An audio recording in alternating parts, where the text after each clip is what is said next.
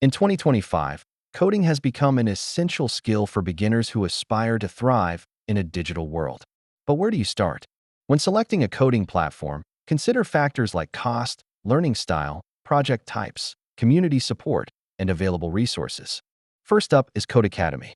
Known for its interactive learning, it offers beginner-friendly courses across many programming languages. Next is FreeCodeCamp, a platform that emphasizes project-based learning and a supportive community that can help you as you navigate your coding journey. Khan Academy offers interactive lessons and gamified experiences that make learning to code fun and engaging, especially for young learners. LeetCode is perfect for enhancing your problem-solving skills with a variety of coding challenges that prepare you for technical interviews. Lastly, there's Udacity, which offers structured courses and mentorship for practical learning, making it a great option for serious learners. When comparing these platforms, consider their unique strengths and weaknesses.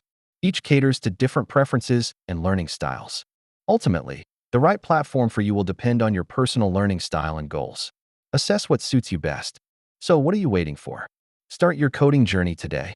Check out these platforms in the links below.